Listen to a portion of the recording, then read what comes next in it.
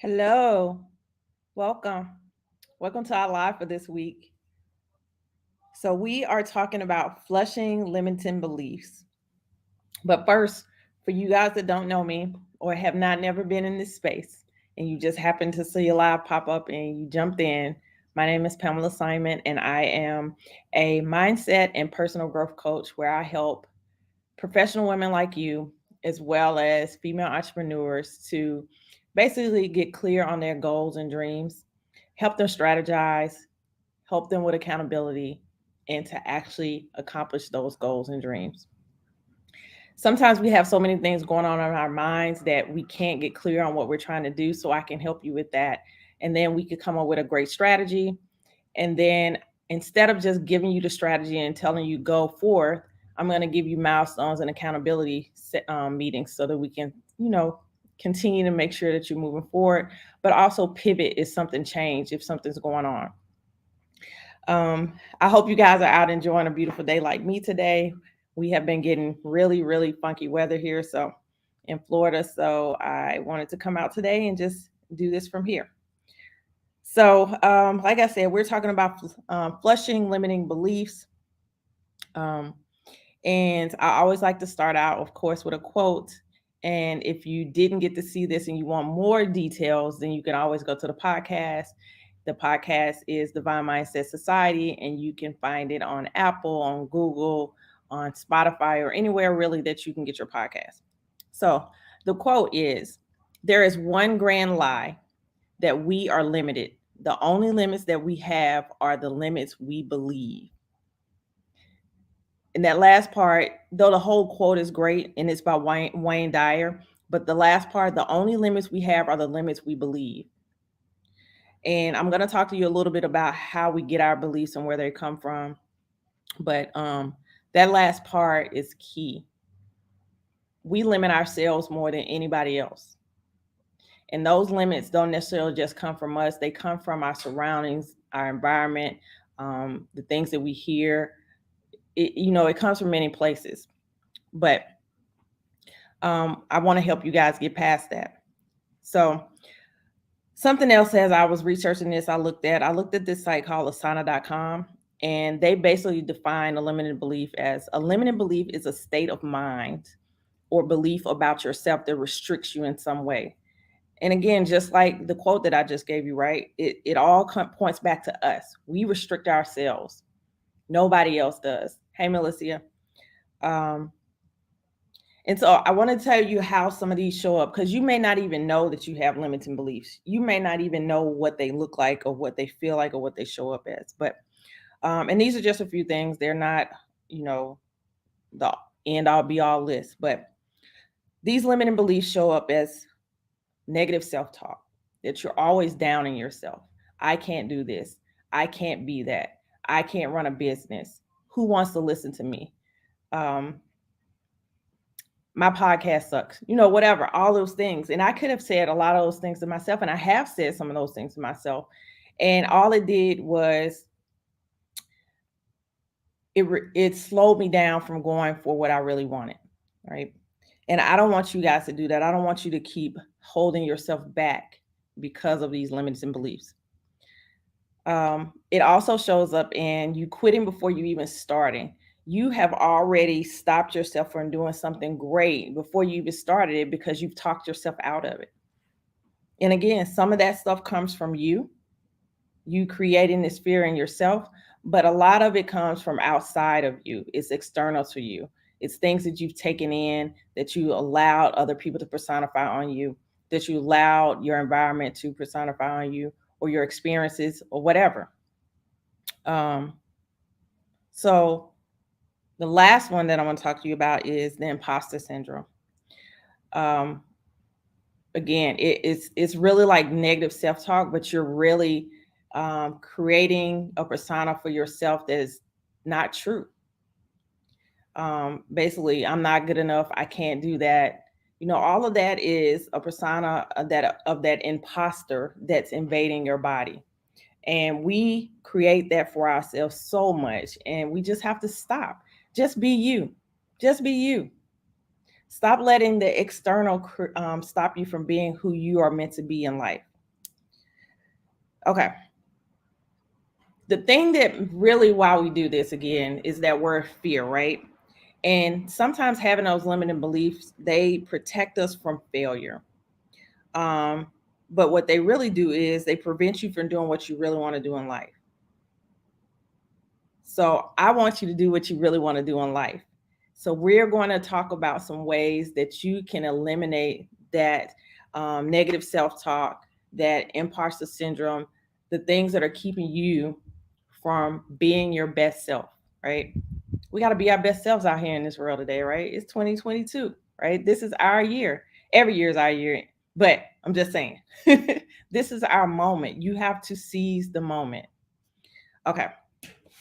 So, ways that you can eliminate these limiting beliefs is first, you want to identify the belief. Identify that you have a limiting belief. That is key. It's almost like you're saying you're not an alcoholic or you're not an abuser, right? Until you acknowledge it, you can't do anything about it. So you have to acknowledge that you have a limited belief.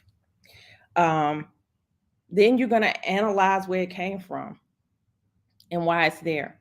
So you need to ask yourself, am I really afraid of that? Do I not really have the skills to do that? Did I make up this belief from something unrealistic? Where did it come from? Um, really think about it and dive into it. And you may have multiple limiting beliefs. I don't want you to start with one and just stop. You may have many. And what you should do is carry around a notebook, right? Carry around a notebook. It doesn't have to be this big, of course, but carry around something that you can write down that when you're in that moment, that you can be like, oh, this is a limited belief. Let me write this down and I'm gonna analyze it later and try to figure out where it came from. Because you may not have the time at that moment. But the key is first noticing. Okay. Then you want to address that belief. Address it. You don't want to just identify it, then analyze it and not do anything about it. You need to address it. You need to really, really dive in to see if it's real. And it may be. And it's okay if it is. But you need to make sure that it's your fear, not somebody else's fear being personified on you. You really need to deep down figure out where it came from.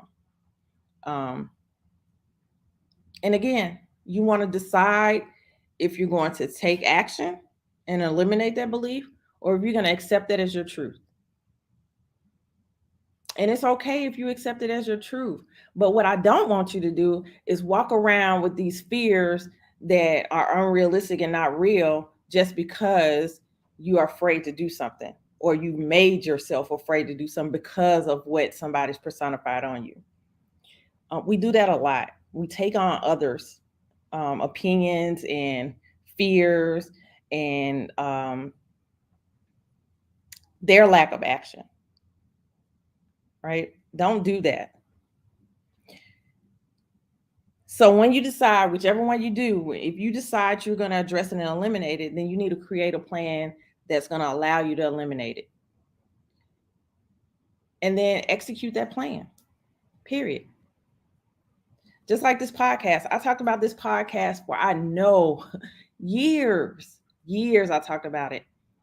And maybe I didn't say it was a podcast at first. I talked about doing a vlog and all these different things. But really, ultimately, I just needed to find an outlet that I was comfortable with that allowed me to help other people. And so a podcast was it. And one day, my social media manager, I kept talking about it. She sent me this link that talked about how to set up a podcast. And I just sat there and looked at it one day and I was like, that's it? That's all I have to do? That's it? I'm already doing lives. I'm already doing all these other things. So why can't I do a podcast and maybe reach a broader audience? Because that's what I want to do. I want to reach as many people as I can and help them do what I'm doing, accomplish their goals, right? So I basically created a plan and I executed it. And I got out there and I did it and I let a few people listen to it. And though they said a few negative things or gave me some criticism, I said, okay, got it. I'll go do the next one and I'll do the next one and I'll do the next one. And now I'm on like number 27. And I'm loving it. I'm loving it. So that's the key. 6 easy steps. Identify the belief, analyze it, address it, decide if you're going to actually take action on it and eliminate it or keep it. Keep it as your truth. Create a plan for whatever that is that limiting belief is keeping you from doing, and then execute it. Because it don't make sense to do all of that work, create a plan, and then not do anything about it. Put a date down. Put a date down of when you're going to do it and just do it. The worst thing that could happen is you don't do well at it, but at least you know. And maybe it's not that you didn't do well at it, you did okay, but you can do better.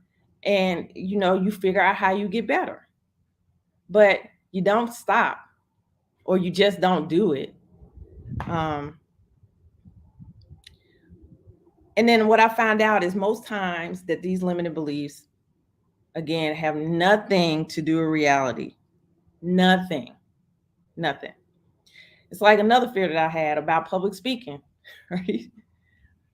I was like, oh, I don't want to go out there. And, my heart started beating fast. My hands started sweating. I speak really fast. But really, I was scared mostly because I probably wasn't prepared enough, or, it wasn't really my passion. And that's another thing. Some things that we don't do, and that's why I say you need to really look at the limiting belief. If you don't execute something, most of the time it's fear, or again, you let somebody else personify something on you. But one of the big things is it's just not your passion. It's something that you think about, but it's not something you really want to do, because if it's something that you really want to do, you would just do it.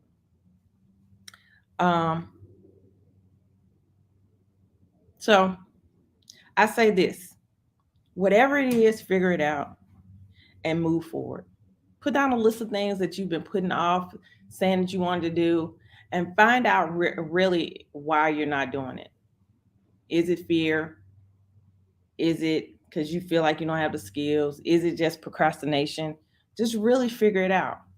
But if there are any limiting beliefs in there, go back and figure out why those limiting beliefs are there. Why are you saying those things to yourself?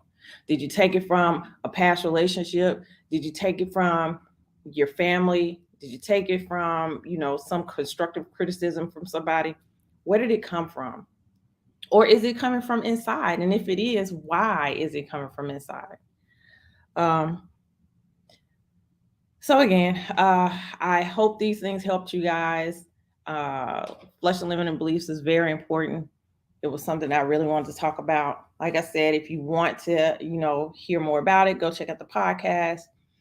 I would also say, go out, check out my planner on Amazon. I have a notebook and journal out there as well. I would say go check that out too. And also, I'm doing discovery calls. Sign up for those. I usually have something every day except for Wednesday and Sunday. Wednesday and Sundays I'm off, but discovery calls, we can sit down and talk about, if there's something that you really want to reach, some goal, some dream that you really want to work on, but you just don't know how to pull it all together, come talk to me. I can help you with that. Set up that discovery call. But it's hump day. It's one of my favorite days. So enjoy the rest of your week. Friday is a couple of days away. So excited about that. And Easter. So you guys enjoy Easter, Resurrection Day. And we'll talk next week. Bye, guys.